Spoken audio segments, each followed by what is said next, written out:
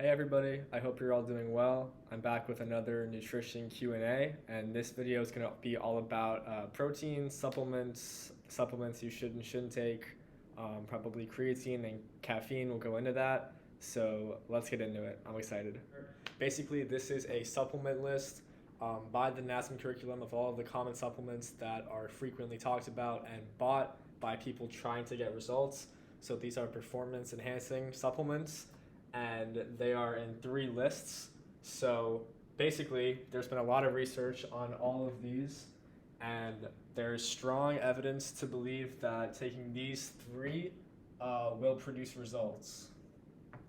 So, strong evidence for these three. These three have moderate evidence that they actually work. Minimal evidence for these three. And then on the far right, there is weak evidence that any of these actually get results when you take them. They all claim to be very resourceful, very beneficial, but they're not actually any evidence to prove that. So just based off of the evidence for whether or not any of these are effective, these are where you want to look at. Pretty much completely ignore any of these. If you've taken them, I'm sorry. Phosphatidic acid, I forgot what HMBs and BCAA stand for. They all have moderate evidence, meaning that depending on who you are, they might not work. They may work, they work well for some people, but the moderates, even, I wouldn't recommend because you want something that is consistently going to produce results. So for that reason, we're going to look at protein and creatine as pretty much the only supplements to actually go out of your way to buy. The first supplement we're going to go over is protein. Protein is something you've probably heard of as being very important for your health, and I actually went over why it's good for you in two of my other videos, which I will link somewhere up there. Basically, protein is a macronutrient that you eat all the time. You probably aren't getting enough of it as you should be because the protein recommendations are lower than they should be.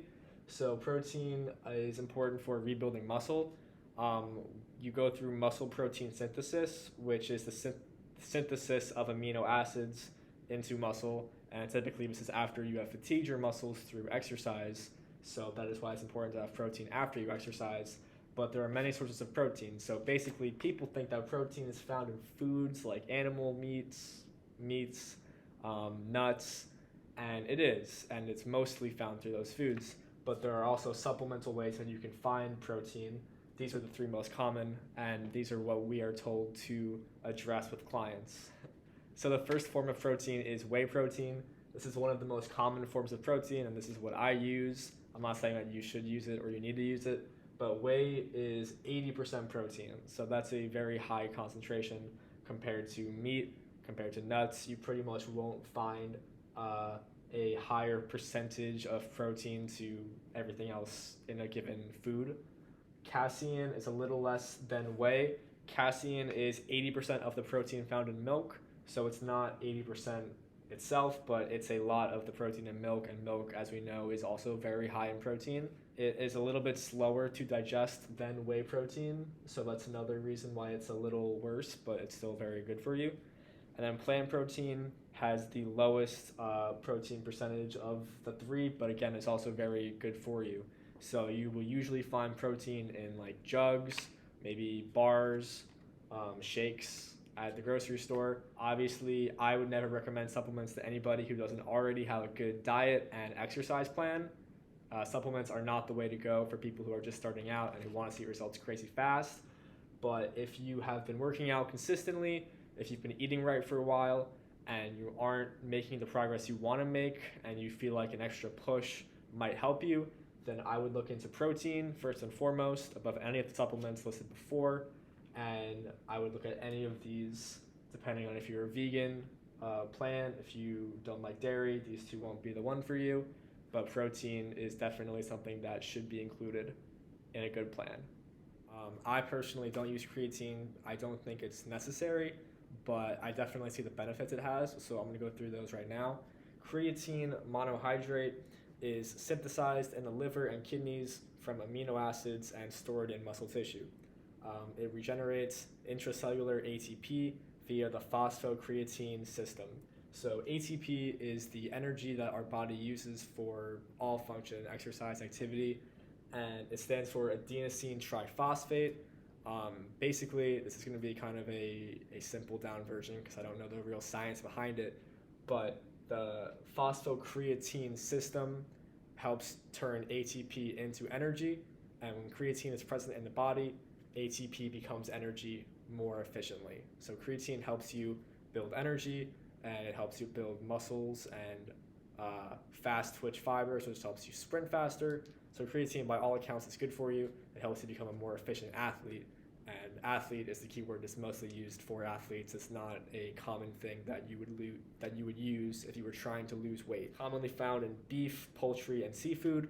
But again, creatine is similar to protein in that it can be found at almost any grocery store or supplement store in a jug. That when you take creatine for the recommended amount of time, you see about a 1 to, I believe, 8, give or take, % increase in your maximum strength, and closer to a 5 to 15% increase in speed for repeat sprints. One more thing to point out about creatine is that if you take it, you want to start with a loading phase. So in the loading phase, basically the first week you use creatine, you want to have 20 grams a day, and then you will drop that down to 3 to 5 grams a day for every other day that you take it. So in the beginning, you want to just take a lot so you can kind of get it used to your body. And this loading phase is actually backed by scientists as well. If you buy creatine on the jug, it will say to do this. Okay, next we have caffeine, and this is another common thing I'm sure a lot of you consume. And I'm just going to try to break it down as simply as I can so you understand what's going in your body. Caffeine is naturally occurring in coffee beans, cola nuts, tea leaves, etc., and it stimulates the nervous system, increases your daily energy expenditure, and decreases your perceived effort of exercise. So caffeine is a pre-workout stimulant that increases your mental alertness, and that accounts for the 3 to 8% increase in work. But in order to see the results right before exercise, which is a lot of the reason why people have caffeine, you want to have 3 to 9 milligrams per kilogram of body weight ingested an hour before exercise.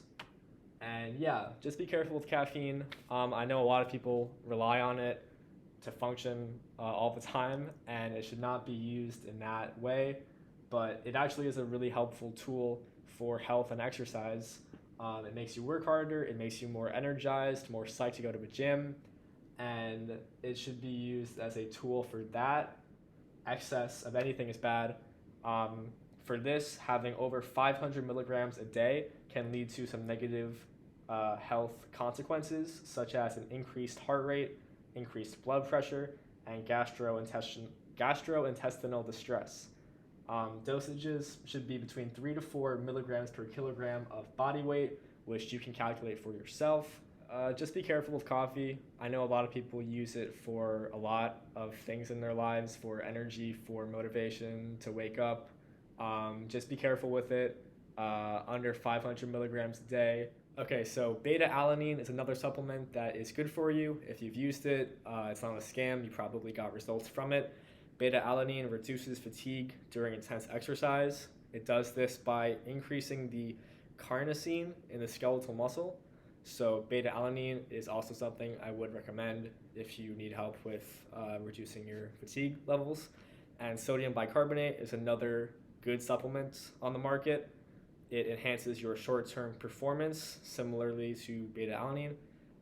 Sodium bicarbonate lowers your blood acidity levels for 1 to 10 minutes. So if you want a very intense burst of exercise, maybe a sprint, sodium bicarbonate might be the thing for you. And yeah, that's really all there is for supplements. There are so many supplements out there, and a lot of them are prescribed as the quick fix to a lifetime of bad habits, and that's just not how supplements work. No pill can substitute good exercise and diet. Unless the ones I listed above suit your needs, I would stay away from supplements entirely. Okay guys, I hope you enjoyed this video. Please leave a like if you did. I have some more workouts and nutrition Q&As coming up, so stay tuned, and I will see you in the next video. Take care.